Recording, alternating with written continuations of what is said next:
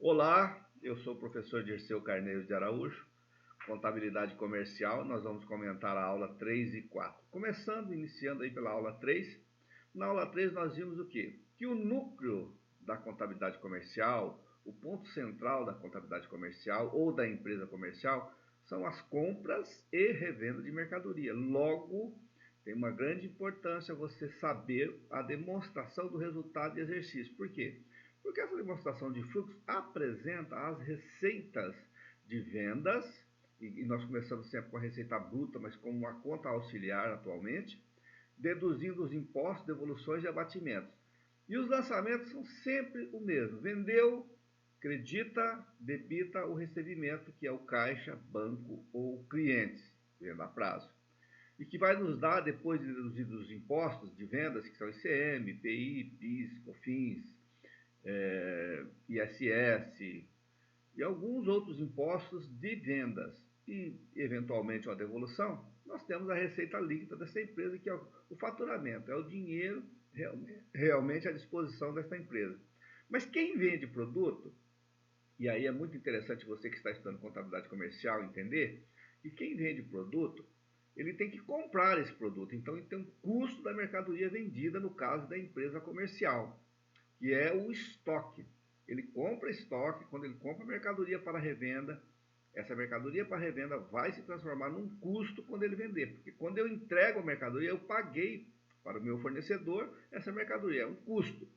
E as formas de controlar o estoque, aí é bem sensível.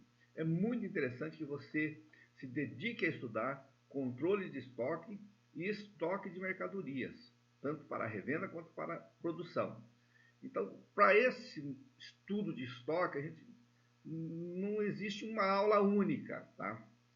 Dificilmente um aluno pega de primeira, ou um profissional ele aprende de primeira. Ele precisa fazer a aula, refazer a aula, estudar, procurar livros, procurar modelos, alguém que apoie. No nosso caso, eu recomendo que você vá no YouTube, pesquise controle de estoque, né, formas de controle de estoque no YouTube. Existem vários professores com vários materiais, inclusive da nossa faculdade. Procurar na biblioteca digital controle de estoque, você vai encontrar várias e várias aulas que foram gravadas de controle de estoque, que faz parte do dia a dia do contador. E aí nós temos dois tipos de controle, o periódico e o permanente, né?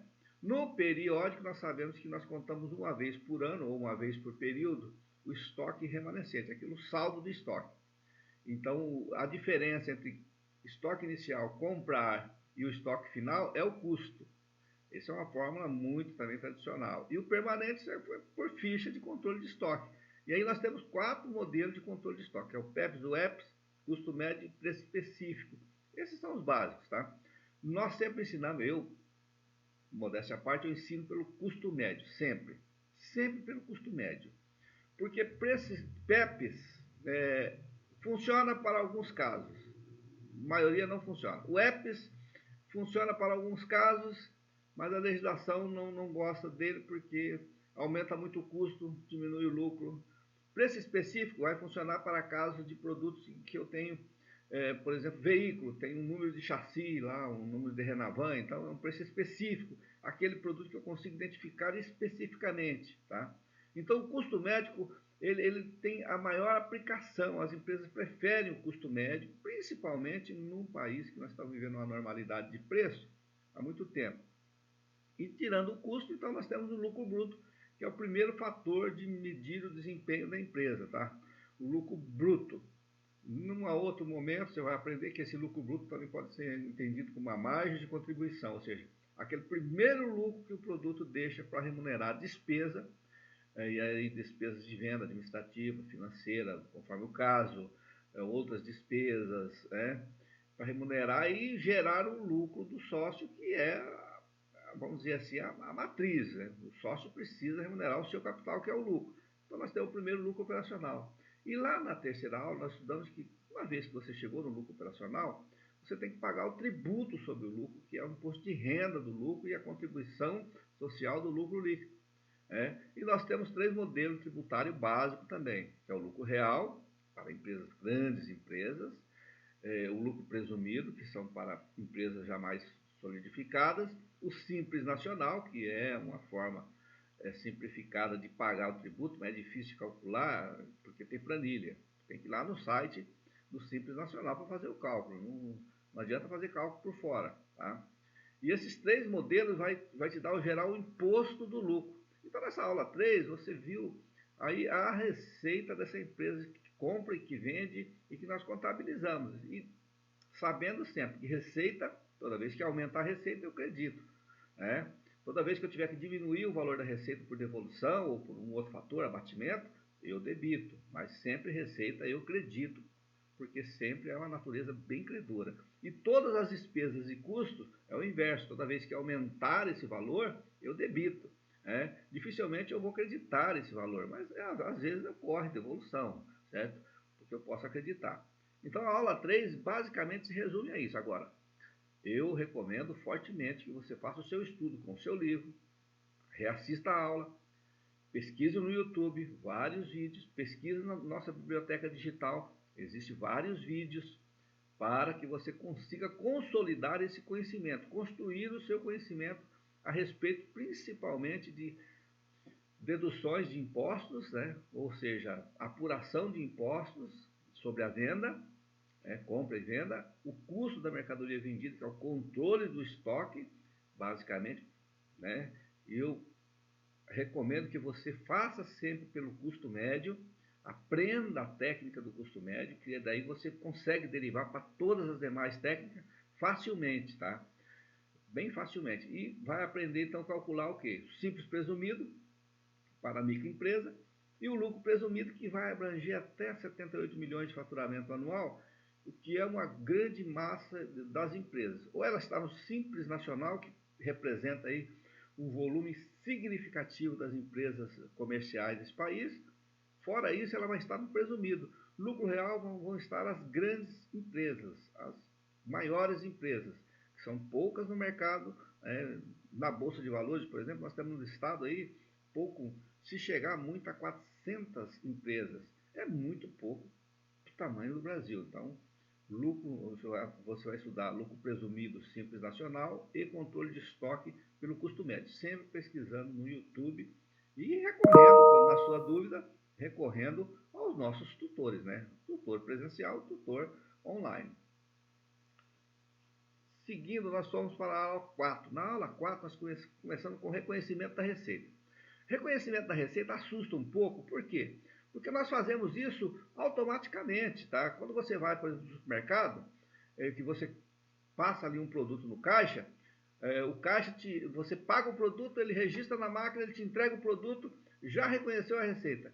Então nós fazemos isso automaticamente. O reconhecimento da receita ele se torna um pouco complicado naquelas empresas em que eu tenho que adiantar valor, em que eu tenho que demorar na prestação de serviço. Mas o reconhecimento da receita nós fazemos automaticamente, mas existem requisitos, e aí sim a leitura do CPC 47 se torna necessário.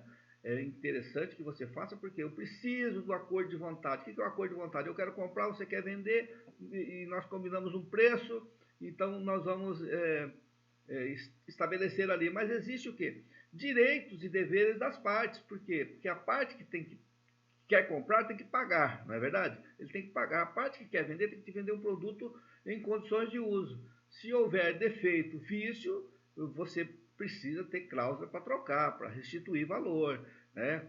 Identificação de pagamento, ali dos termos de pagamento, isso é fácil quando eu compro no caixa do supermercado. Agora, quando eu compro a prestação, a longo prazo, pedido, faço encomenda, é sob medida, então tudo isso tem que estar num contrato totalmente especificado, né?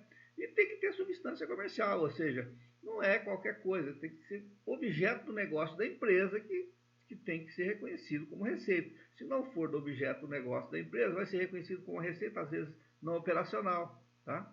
E tem que ter recebimento provável. Se não tiver, então eu recomendo que você estude e, novamente, pesquisar no YouTube sempre é interessante. Existem várias aulas de vários professores que tratam o assunto diferente, tá? Não vou dizer que você vai aprender mais ou menos, as aulas são iguais, mas você começa a ouvir um comentário aqui, um comentário ali, e você vai formando o seu conhecimento melhor. Depois nós passamos para a contabilização do serviço. Ora, contabilizar o serviço, contabilizar a venda de mercadoria não é tão diferente. Tá? O processo de contabilização ele é uma técnica. Uma vez que você aprende as partidas dobradas lá inventadas pelo Luca Pacioli em 1494, por ali, você já se torna um contador registrador de fatos contábeis. Então é a técnica do débito e do crédito. Então você vai contabilizar os serviços, é a mesma história. Você vai debitar, acreditar a receita, debitar as despesas e o custo. Né? E aí sim as contas patrimoniais, os ativos são debitados pelo aumento, o passivo creditado pelo aumento. E assim nós vamos fazendo essa técnica. É uma técnica. Agora, o controle de estoque na prestação de serviço, que todo livro e às vezes você assiste a aula, fala assim, na prestação de serviço não tem estoque. Não, às vezes tem. Quando você está prestando um serviço e que ele é continuado, demora, você tem um período em que você forma um custo ali de prestação de serviço, né? Ou seja, uma pessoa vai construir um outdoor, por exemplo, ele tem que investir naqueles painéis, né? Na diagramação, no design, na pintura. E até ele terminar esse painel e montar esse painel, às vezes demora meses. Então, esse período tem que ser contabilizado como um estoque de serviço em andamento, uma ordem de produção aberta, né? Como o seu carro na oficina mecânica, né?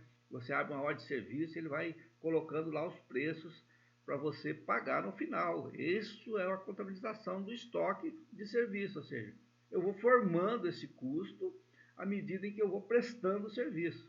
E com certeza aí na aula foi bem explicado, bem esclarecido esse ponto, tá?